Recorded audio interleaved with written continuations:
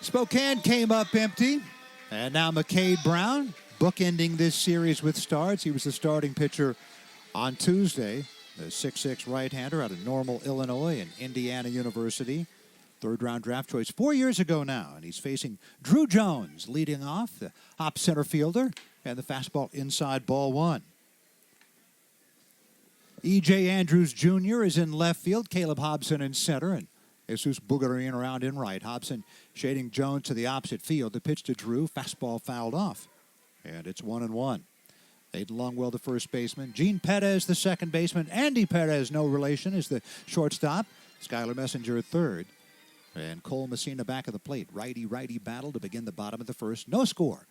1-1 pitch. Fastball, ground ball hit hard toward first. Longwell gobbles it up and takes it to the bag. And there's one away. Jones hits it pretty hard, but grounds out to first. Christopher Tureen comes up.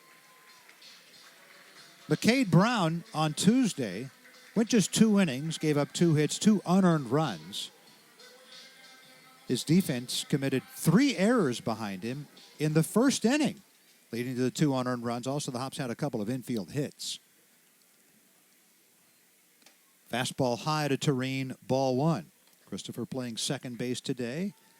Plays more shortstop than anything else. They want to move him around. Geraldo Perdomo, one of the better players in all of Major League Baseball, the former Hop, having a great start to his 2025 season. And Perdomo is looking like he's going to be locked in at short for the Diamondbacks for a long time to come. And so Christopher Tureen and others moving around, playing different positions. Slider is in there for a strike. 1-2 the count.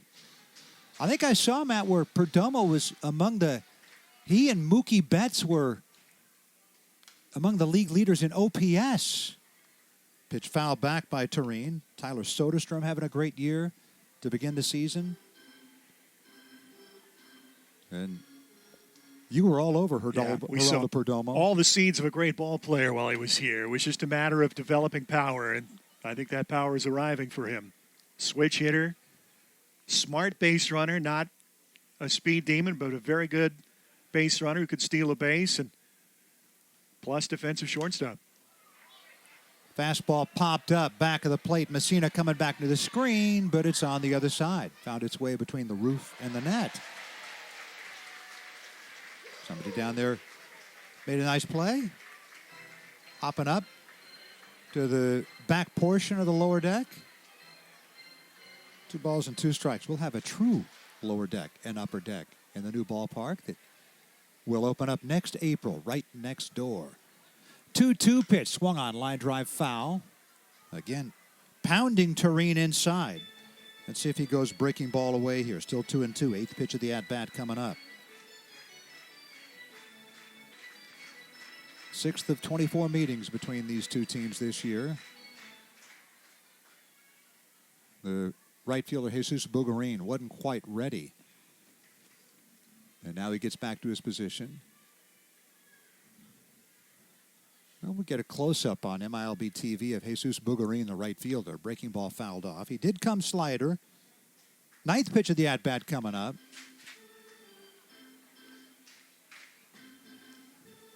I think Bugarin out in right field. Is he wearing a balaclava on a 58-degree day? I mean, dude, it's not that cold. That wind last night was bitterly cold. The 2-2 pitch coming up. Fastball, fly ball out toward Bugarin and right. Balaclava and all on the move. It takes a hop in front of him. Tureen at first. He'll hold there after taking a big turn with a bloop single to right. 9-pitch at bat, and Tureen dunks one in, and the Hops have a runner on base with 1 out here in the first inning. No score. That might be the first time in human history that Bugarin and balaclava were used in the same sentence. I think probably so. Here's Hansel Luis. 5 for 19 in the series. One of the hits, a bunt single, had the game-winning sacrifice fly on Thursday. Switch hitter batting left-handed. Tureen leads at first.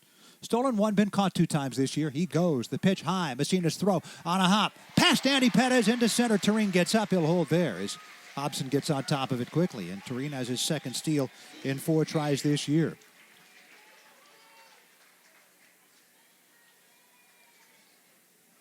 One ball, no strikes to Hansel Luis. If Perez is able to pick that ball, they might have got him. Better's now bird dogging to try to keep Tureen close. Luis up there from the left side. Hansel swings and fouls it off to the left.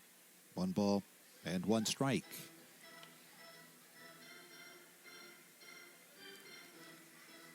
Hops make their first trip to Spokane, June 3rd through the 8th. Seth, I think you're on that trip. You've made a couple of trips up to Spokane. Yeah, one of my favorite spots in this circuit for sure. Spokane, always a good place to go.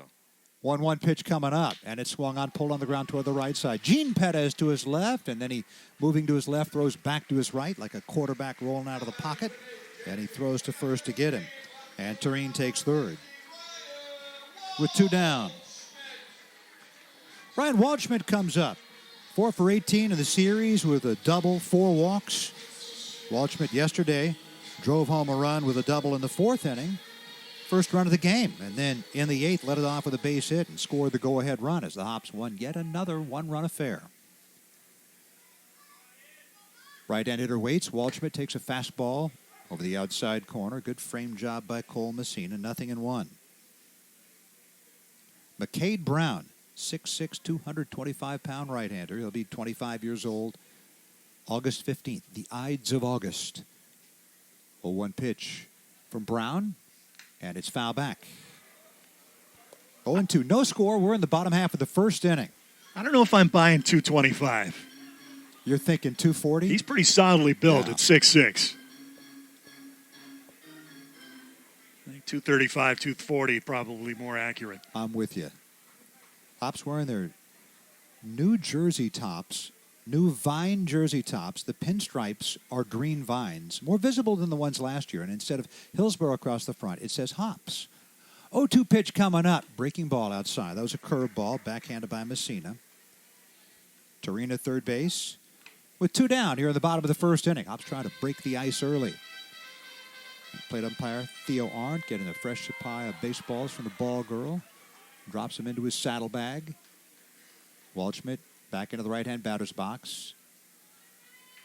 Deep in the box, crowds the plate, slightly open stance. Messina setting up outside corner. Tureen down the line at third. 1-2 pitch. Slider in there. Strike 3 called. Waldschmidt caught looking. That's happened to him 4 times in this series.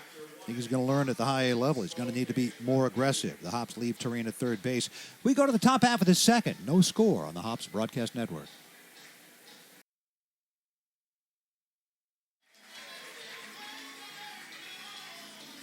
Hops nothing, Spokane nothing. Going to the last half of the second inning. Rich Burke, Matt Brickert, and Seth Hoyland here at Hillsboro Ballpark as Angel Ortiz, Hops right fielder, climbs in. Left-hand hitter against the big right-hander McCade Brown. Fastball is outside, ball 1. Guess what? Our partner Intel is back to sponsor Strikeouts for STEM. 1-0 pitch coming, and it's taken inside, 2-0. For every strikeout thrown by Hops pitching, Intel makes a $30 donation to the Hillsboro Schools Foundation to be used on STEM labs and education in Hillsboro. 2 Ks so far for Yordine Chalice. 2-0 for McCade Brown. Fastball waved at and missed. Angel Ortiz has been coming out of his shoes when he swings. Not a good sign this week. More walks than strikeouts in this series. Did have 4 singles a couple of days ago. Swings and pops it up off to the left, back and out of play. Foul ball. And the count remains 1-2 to Ortiz, the Constanza Dominican Republic native. Can't read that without thinking about Seinfeld. Ortiz 4 for 13 in the series. He swings and fouls it off to the left. He's drawn 3 walks and struck out twice in the series.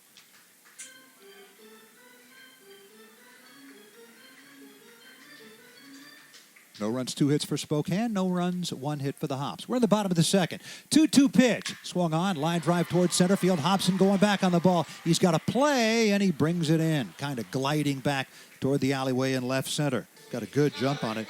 Ortiz flies out to pretty deep left center field. And that brings up Demetrio Crisantes. Crisantes 3 hits and 19 at-bats in the series. He's hitting a pretty loud 174. For sure. 8 hits and 46 at-bats. Entering yesterday was tied for the professional baseball lead in sacrifice flies with Trenton Brooks of the Padres AAA El Paso affiliate and the aforementioned Geraldo Perdomo of the Diamondbacks. Fastball taken in there for a strike. All three of them with 4 sac flies. Strikeout rate now under 10%. Nearly 2 walks for every strikeout this year for Crisantes. Been a victim of bad luck. Yeah, 11 walks, 6 strikeouts. 0-2 pitch. Fastball line drive caught at first by Longwell. Hit hard, but right at the first baseman. Crisantes has at least twice this year hit it really hard into a double play. Here he lines out to first, 2 down in the second inning. And Ben McLaughlin, the Hops first baseman, comes up.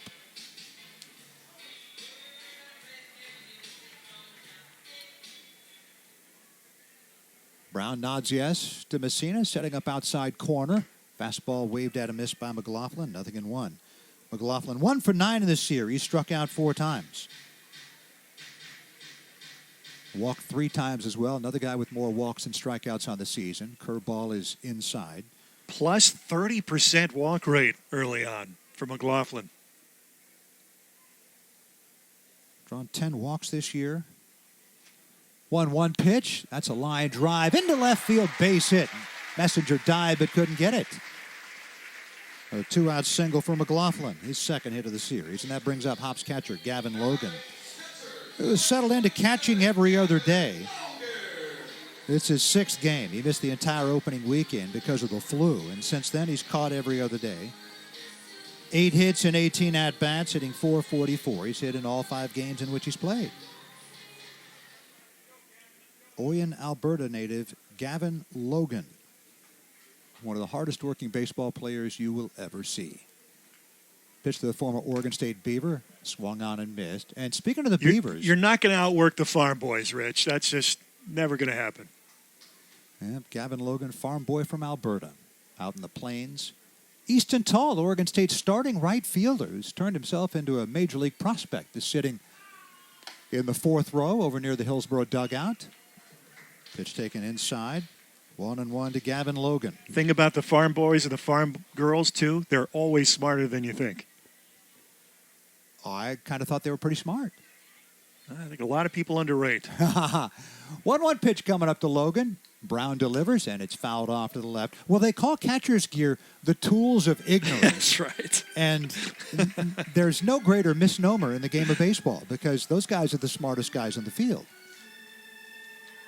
They're the offensive linemen of baseball. Yeah. 1-2 pitch. McLaughlin short lead at first, held on by his counterpart Longwell. And Logan swings and fouls it off to the left. Still 1-2. All fastballs to Logan so far. 3 for 7 in the series with a run batted in. Gavin Logan's drawn 71 walks in his Hillsboro career. That's 4th most all time. A couple of more. He tied Cam Corsi for 3rd all time. Andy Yerzy the most with 96. 1-2 pitch from Brown instead of pick to first. McLaughlin dives back in. He hasn't attempted a steal this year. Last year, stole 1 in getting his feet wet in his professional career with 24 games at Visalia. Didn't attempt to steal last year as a senior at Arkansas. Might be more a team philosophy thing than a McLaughlin thing. Another pick to first. That's 2 pickoff throws. So no more pickoffs allowed this at-bat by Brown unless he picks him off. Another pickoff throw or even a step off would mean a balk. So McLaughlin can take some liberties down there at first base. 1-2 pitch, righty-lefty. Logan waits. Breaking ball, swing and a miss. It was in the dirt. Messina has to throw him out at first, and he does. Logan strikes out for the 4th time this year. They leave McLaughlin at first base. We played 2 here at Hillsboro Ballpark on this Sunday afternoon. No score on the Hops Broadcast Network. And there's a new concentration in healthcare management. Apply today at pacificu.edu/MBA. Number 9 hitter Junior Franco starts off the 3rd inning for the Hops. Junior on Thursday, 1 for 2, was hit by a pitch. Pinch ran in yesterday's game, stayed in the game to play defense for the final 3 outs. The pitch to Junior. McCade Brown deals one up and away, ball 1.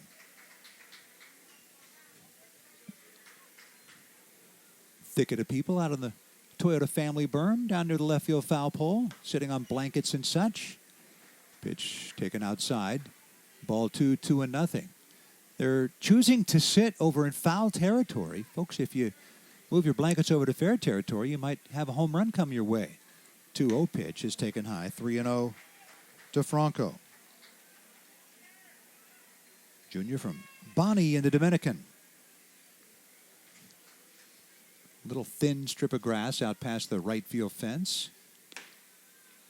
Between there and the net that protects Century Boulevard. Fastball hits the corner. 3-1 the count to Franco. Brown hadn't walked anybody. He struck out a pair. 3-1 pitch, and now he issues his first free pass. Leadoff walk for the Hops here in the third inning. See Ricardo Yan at work down in the Hillsboro bullpen. They may get Chalice out of here on a good note. 3 scoreless innings. Yeah, certainly steps in the right direction for Chalice so far in this one.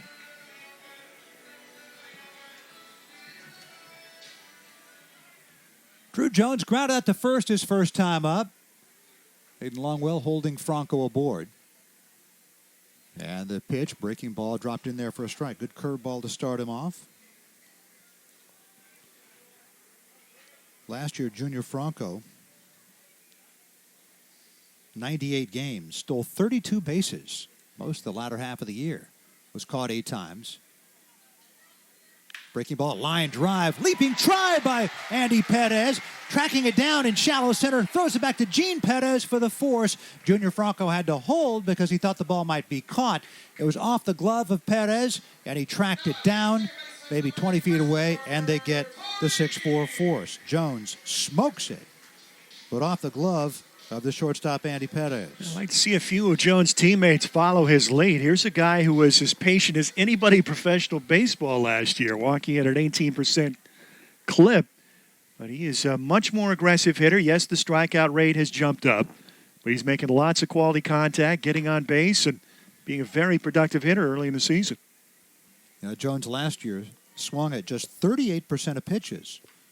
In the big leagues, only Juan Soto's was lower, 36.9%. So Jones aboard at first, stolen 3 without being caught. 0-1 pitch coming up to Christopher Terrene. Brown ready, and he delivers. Fastball waved out and missed. 0-2 the count. Ansel Luis on deck.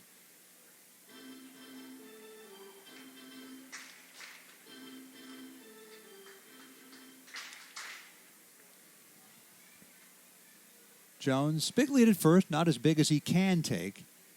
0-2 pitch to Terrene, and it's a fastball off the outside corner. Messina tried to frame it, but it did miss. 1 ball and 2 strikes. Jones coming in, leading the Northwest League in hits, runs. He's played in every game. Third in the league in batting. Longwell holds him on. Pick off to first. Jones back in. It's the 70th year of the Northwest League. Spokane's had a team 44 of those years. 1955 and 56. Then again, briefly 1 year, 1972. And then every year since 1983. Colorado Rockies affiliate. 1-2 pitch from Brown. A check of Jones at first. He's going. Fastball popped up. Shallow right. Bougarine coming in. He's there, and he makes the catch to retire the side. In fact, pardon me, that's the second out of the inning. Getting a little ahead of myself. And there, with 2 down, Ansel Luis comes up. Jones, who was going on the play, back to first base. Well, Rich is a young whippersnapper Dodgers fan. Are you old enough to remember when Spokane was the AAA affiliate of the Dodgers and the breeding ground for all those great players in the late 70s, early 80s? Well, I certainly know all about it. By the time I was a huge fan, I think they were already the parent club of the Albuquerque Dukes. But I certainly read all about it. Great players like Bill Buckner coming up through the Dodgers system, played there. Tom Paciorek. I don't believe all of Garvey, Lopes, Russell, and Say played there. No. But I think Lopes did, I want to say. Don't quote me on that. I know Tommy Lasorda managed there. I think Garvey did. 2 balls and no strikes. Yep. And Tommy also managed in Albuquerque. Brown from a stretch. Hansel Louise, switch hitter batting left-handed. Jones not going, and the pitch trickled up along first. It's a foul ball, backhanded by Longwell. 2 balls and 1 strike. They're a AAA affiliate of the Dodgers, 1958 through 1971. Likewise, AAA affiliate of the Rangers, 73 to 75. Later on, they would be a Class A affiliate of Texas, 2003 until 2019. Long time. Rangers, short season A-ball affiliate. Brown stares down the barrel to Messina to get the sign. 2 balls and 1 strike to Hansel Louise. Jones leading at first. Pickoff throw over there. Bounced and knocked down by Longwell. Longwell, collegiate Gold Glove first baseman. Kept up ball in the crease. It was nearly, what, her 5th, 6th pickoff error this series? Yeah. There have been a lot. Gene Perez, a second baseman, playing over toward the hole. There is a huge hole where the second baseman would typically play, all the way up to right center. And Hansel swings and pops it up off to the left, out of play. All fastballs to him so far. Looks as if McCade Brown will be out after 3 innings as well. The right-hander at work down in the Spokane pen. The Hops Janiking cleanup hitter Ryan Waldschmidt is on deck. Trust Janiking for all your commercial cleaning needs. Visit them at janiking.com. Hoping to get a shot in the inning. Runner first 2 down. The 2-2 pitch from Brown to Luis. Kicks and fires. Jones goes. The pitch inside. Messina's throw on the third base side of the bag. Not in time. Couple of strong throws from Messina. One bounced and Perez couldn't pick it out. This one was strong, but it was just on the third base side of the bag, and so Jones was able to get his hand in there for his 4th steal in 4 tries. Full count to Hansel Louise.